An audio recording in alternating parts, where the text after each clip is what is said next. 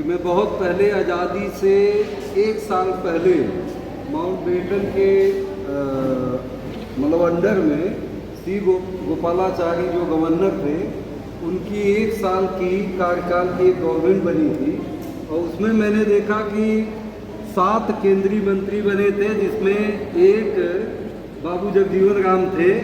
और उस दिन मैं सोचा कि कब के जगह होंगे उनके माँ बाप। तो बच्चों से ही कहना है कि जब बच्चे यूनिवर्सिटी के छात्र जब विश्वविद्यालय आए हैं तो ये ज़रूर सोच के आए कि उनको शिक्षा ही नहीं, उनको एक जंग जीतनी है, सामाजिक जंग, आर्थिक जंग, शैक्षणिक जंग। बस मेरा यही असूर संगठन से अपील है और आशीर्वाद है कि ये इतनी जब घर से विद्यालय के लिए चलें तो ये अपने आप को आम न समझें, एक साधारण स्टूडेंट न समझ के एक ऐसे स्टूडेंट समझ के आवें जिनके अंदर ये हो कि समाज में एकजुटता लानी है, मेरिटोरियल बनना है और संगठित होके समाज को एक नई दिशा देना है।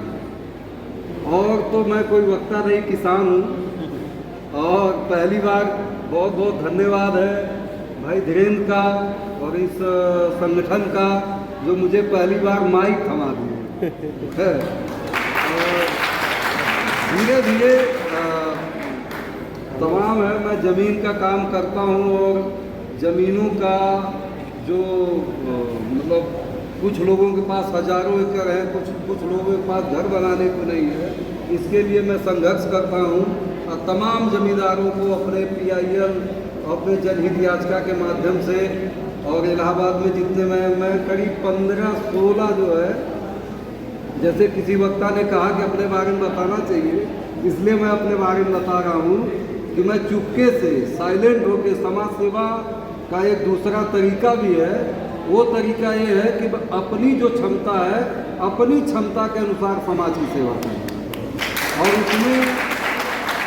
उसमें ये नहीं है कि कोई दलित है, OBC है, भूमिहीन है तो कोई हो, है अशिक्षित है तो कोई हो, कमज़ोर हो तो कोई हो, सबको समभाव से सबके साथ, सबके लिए हम लोग ज़मीन के लिए सबके साथ लड़े हैं और आज भी लड़ते हैं बिना प्रचार प्रसार खोज बनाए अंदर से। और वजह 2 है कि लाइट में रहेंगे तो दुश्मन ज़्यादा है और छिप के रहेंगे। कितने SDM मुझे, कितने DM मुझे देखने के लिए तरसते हैं कि ये जो रीट किया है ये है कौन।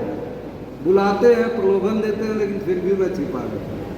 तो अपने अपने स्तर पे और सबसे बड़ी रिक्वेस्ट ये है, बच्चों से है, जो शिक्षार्थी हैं उनसे है कि जब आप विश्वविद्यालय आवें तो ये सोच के आवें कि आपको 3-4 जंगें लड़नी है।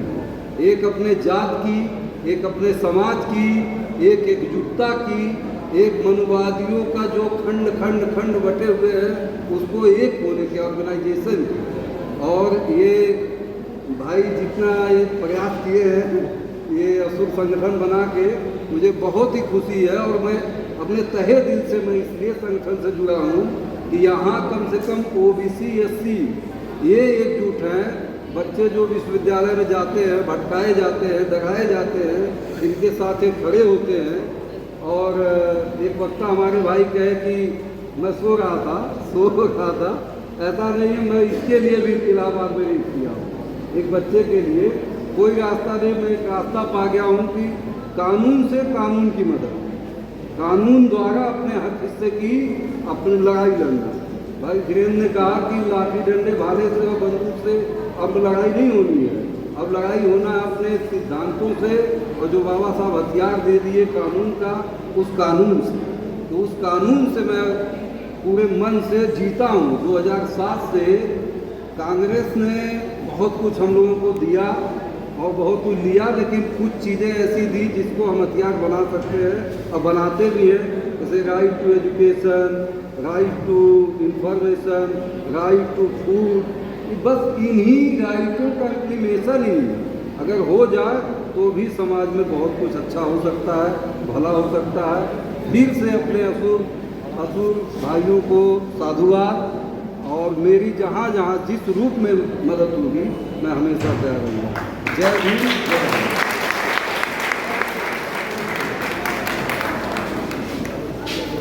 बहुत बहुत धन्यवाद। राइट टू एजुकेशन एक्ट को लेकर के भैया ने एक बच्ची के एडमिशन के लिए बहुत प्रयास किया और विद्यालय ने मना कर दिया कि हम नहीं करेंगे। तो भैया ने सबको, डीएम को, कमिश्नर को, सबको पार्टी बना करके कोर्ट में जनहित याचिका हाई कोर्ट में दायर कर दी है।